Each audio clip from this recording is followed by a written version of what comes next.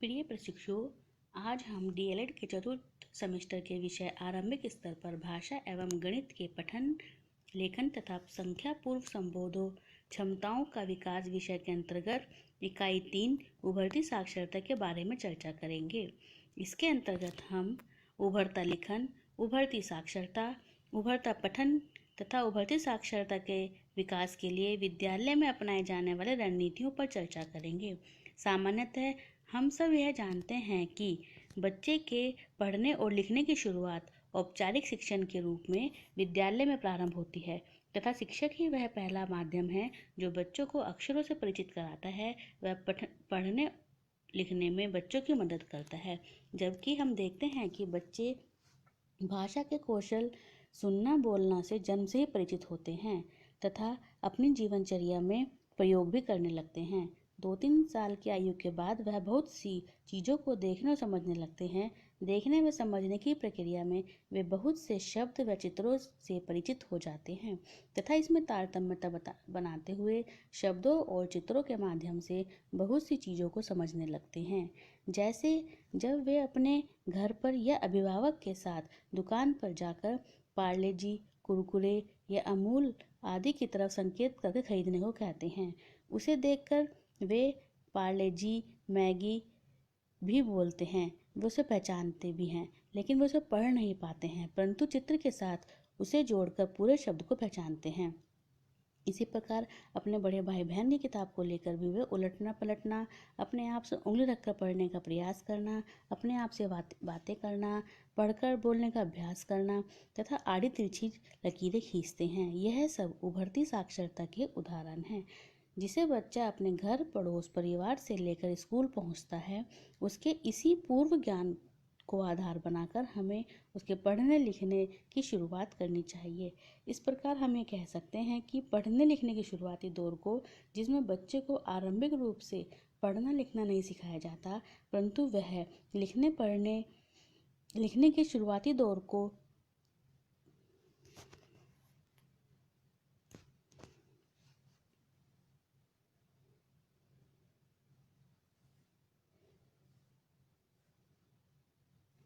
इस प्रकार हम कह सकते हैं कि पढ़ने लिखने के शुरुआती दौर को, जिसमें बच्चे को औपचारिक रूप से पढ़ना लिखना नहीं सिखाया जाता, परंतु वह लिखने पढ़ने से संबंधित अवधारणाओं जैसे लिखित चिन्हों को पहचानना, अलग अलग चिन्हों द्वारा खुद को व्यक्त करना शुरू कर देते हैं।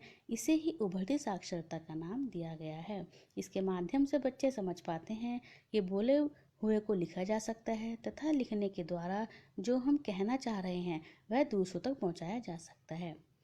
बच्चे में उभरती साक्षरता के विकास के लिए हमें उसके घटक उभरता पठन तथा बच्चे में उभरती साक्षरता के विकास के लिए हमें उसके घटक उभरता पठन तथा उभरता लेखन को समझना होगा। परंपरागत शिक्षा से पहले कराए गए पठन संबंधी प्रक्रिया को उभरता पठन और परंपरागत औपचारिक लेखन के प्रारंभ से किए गए लेखन संबंधी प्रक्रियाओं को उभरता लेखन कहा जा सकता है। उभरते पठन के 4 घटक होते हैं। लोगोग्राफिक पठन, यह पहला घटक है जिसमें बच्चा शब्दों को आकृति के रूप में पढ़ा जाता है। इसमें बच्चे पूरे शब्द को उसके आकृति के आधार पर चित्र की तरह याद कर लेते हैं। अधिकतर पढ़ना प्रारंभ करने वाले बच्चे इसी स्तर से आरंभ करते हैं, जिसमें बच्चे अक्षर मिलाकर शब्द नहीं पढ़ते बल्कि उसे चित्र की तरह पहचानते हैं। जैसे यदि बच्चा बाजार में जाता है तो वह अपनी पसंद की वस्तु को उसके चित्र और रंग के आधार पर पहचान लेते हैं। दूसरा घटक है लिखित पाठ को सुनकर समझना। इसके अंतर्गत बच्चों को कहानी पढ़ के सुनाई जाती है, जिससे उनका शब्द भंडार बढ़ता है, वह वाक्यों की संरचना समझ पाते हैं, उनकी समझने की क्षमता विकसित होती है तथा उनकी पढ़ने को लेकर रुचि बढ़ती है। तीसरा घटक है पठन अभिनय या किताबें उलटना पलटना। इसमें बच्चों को जब बार बार कहानी सुनाई जाती है तो थोड़ी देर में स्वयं उन्हीं किताबों को उलट पलट कर पढ़ने का अभ्यास करने लगते हैं। चित्रों को देखकर कहानी ऐसे सुनाते हैं मानो वह सच में पढ़ रहे हों। इस दौरान वह कुछ शब्द तस्वीरों को सीधे सीधे पहचानना शुरू कर देते हैं।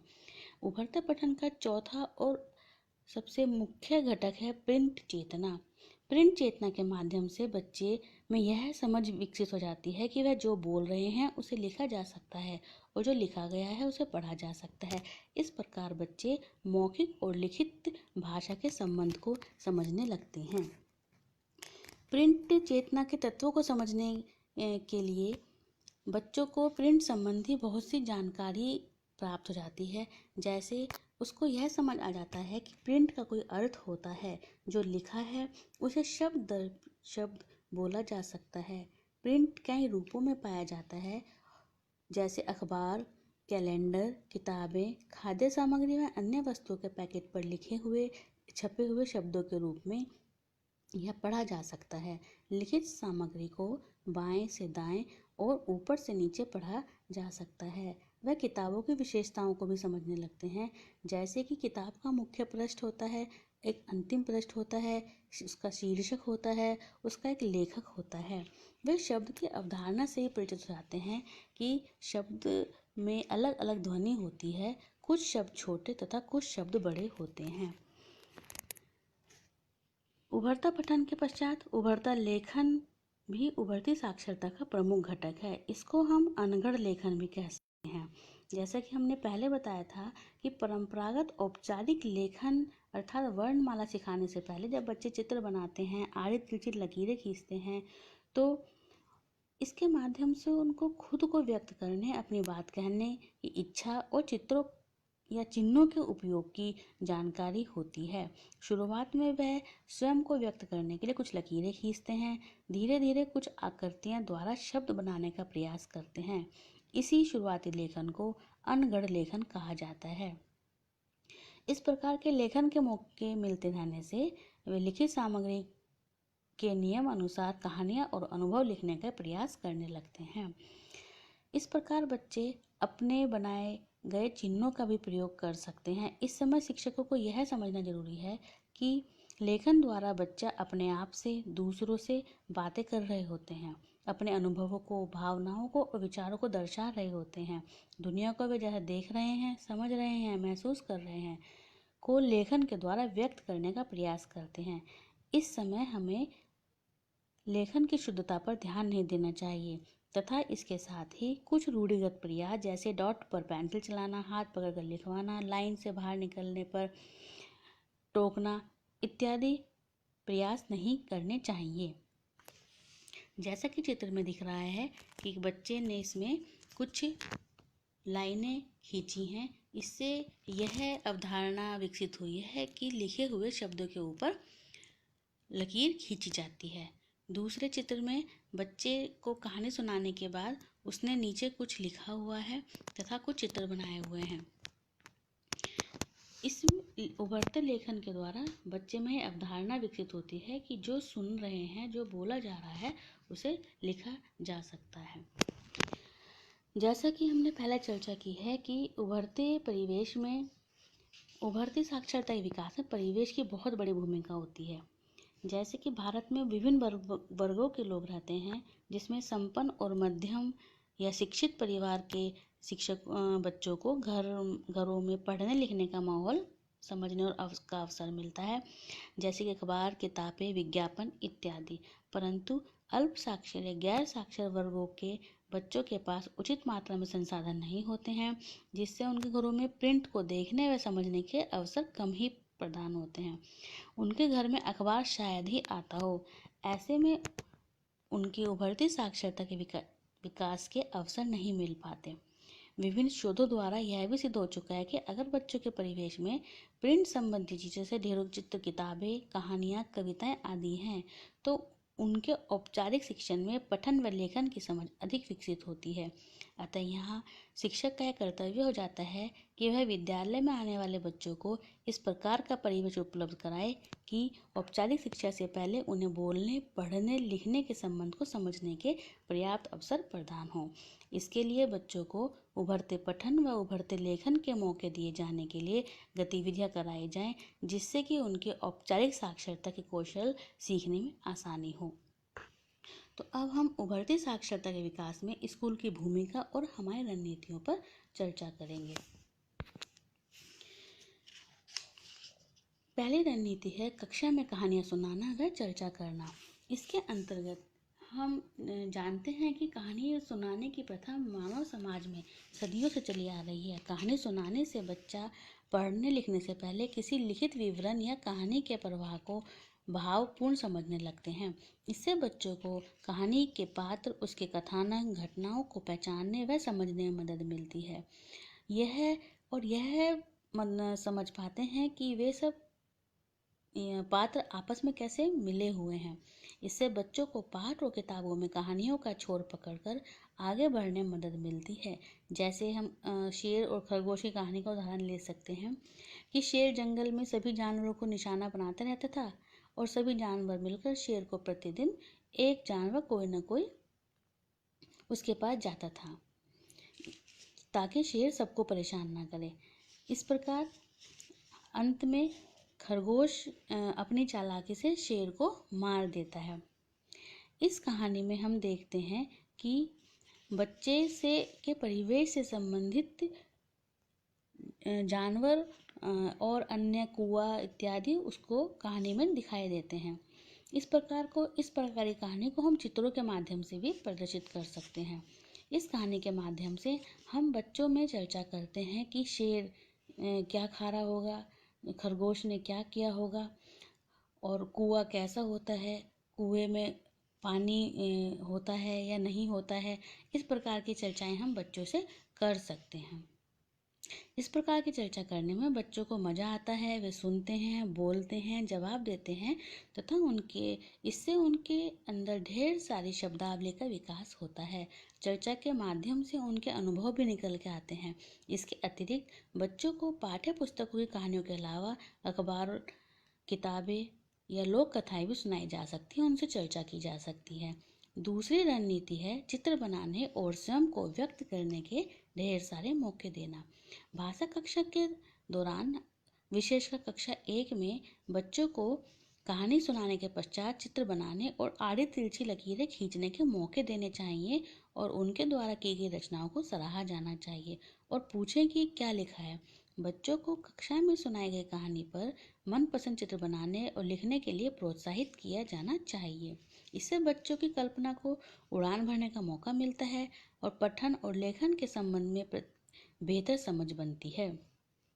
बच्चों की रुचि के विषय जैसे आस पड़ोस के बाग, बगीचा, पोखर, तालाब, खेत खलिहान, घर परिवार से संबंधित अनेक कहानियां सुनाकर चित्र बनाने के अवसर प्रदान किए जाने चाहिए। जैसे किसी मेले का वर्णन कर उससे समय चित्र बनाने को प्रेरित किया जा सकता है। तो उसके अंतर्गत बच्चे झूला, जोकर, गाड़ी, खिलौने इत्यादि को बना सकते हैं तथा उनके नाम भी लिख सकते हैं। तीसरी रणनीति है लोगोग्राफिक पठन के अवसर उपलब्ध कराना।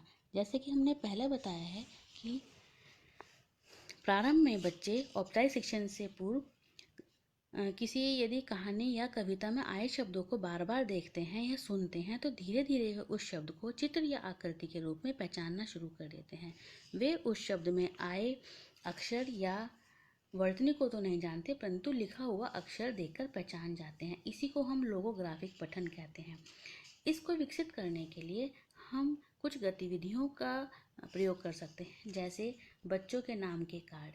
इसमें हम बच्चों के नाम के शब्द कार्ड बनाकर कक्षा में बीच में रख सकते हैं और बच्चों से कह सकते हैं कि अपने नाम का कार्ड छांटो। तो बच्चे अपने नाम का कार्ड चित्र के आधार पर आकृति देखकर पहचानते हैं। दूसरी गतिविधि हो सकती है बच्चों के मनपसंद कविता के शब्दों की पहचान। जैसे पतंग कविता में पतंग का बार बार प्रयोग, पतंग, सर, उड़ी, इस प्रकार के शब्दों का बार बार प्रयोग होता है जिसे बच्चे देखकर पहचान पाते हैं। तीसरा गतिविधि हो सकती है बच्चों के साथ बातचीत में आए शब्दों को बोर्ड पर लिखना और एक एक करके बच्चों को पढ़ने के लिए कहना। अगली गतिविधि हो सकती है कि चित्र कार्ड बनाना और उससे संबंधित उस चित्र का नाम शब्द कार्ड पर लिख देना और बच्चों को चित्रकार और शब्द कार्ड को मिलाने के लिए कहा जा सकता है। इसी प्रकार आसपास की वस्तुएं या कक्षा में उपलब्ध वस्तुओं पर उनके बड़े बड़े अक्षरों में नाम चिपका सकते हैं तथा फिर एक शब्द कार्ड बनाएं जिसमें कि उन वस्तुओं के नाम लिखें और बच्चों को देकर मिलान करने के लिए कहा जा सकता है। इस प्रकार इन गतिविधियों के द्वारा लोगोग्राफिक पठन कौशल अभ्यास करने के मौके स्कूल में प्रदान कराए जा सकते हैं। अगली गतिविधि है कक्षा में प्रिंट समृद्ध वातावरण तैयार करना।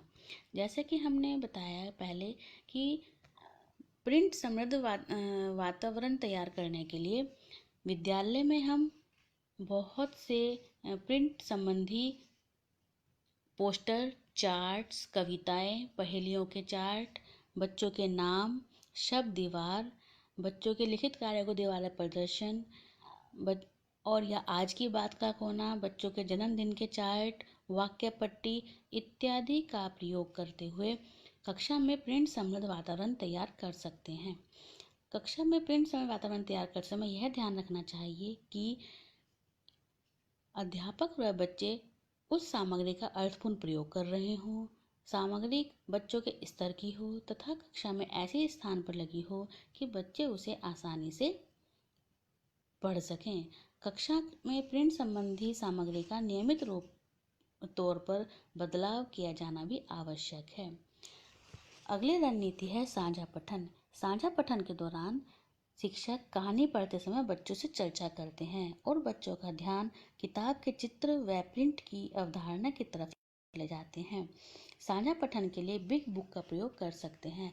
बिग बुक एक ऐसी बुक होती है जिसका आकार बड़ा होता है, जिसमें चित्र बड़े बड़े होते हैं तथा उसमें बड़े बड़े अक्षरों में या शब्दों में कहानी लिखी होती है। इसके पठन के माध्यम से बच्चे शिक्षक को प्रभावपूर्ण पठन करते हुए सुनते हैं तथा प्रिंट के बारे में छोटी बड़ी चीज़ें जैसे किताब की खासियत, किताब शीर्षक, मुख्य पृष्ठ, पढ़ने का तरीका इत्यादि के विषय में सीखते हैं। वे पढ़ने का मजा लेते हैं, वे स्वतंत्र रूप से पढ़ने के लिए प्रेरित होते हैं। अगली रणनीति है कविता और गीतों का उपयोग करके बच्चों में उभरता साक्षरता का विकास किया जा सकता है। बच्चों को छोटी छोटी कविताएं जिसमें तुकांश शब्द जैसे लकड़ी, मकड़ी, ककड़ी या आना जाना, खाना पाना या नानी, आनी, जानी, पानी, इस प्रकार के तुकांश शब्दों का प्रयोग करके छोटी छोटी 4 लाइनों की या 6 लाइनों की कविताएं या गीतों का निर्माण किया जा सकता है और उनको अभिनय के माध्यम से कराया जा सकता है। बार बार वही शब्द दोहराने और लिखित रूप में देखने पर बच्चों को वे शब्द याद हो जाते हैं और यदि कहीं अन्य किताब या स्थान पर उन शब्दों को वे देखते हैं तो पहचान जाते हैं।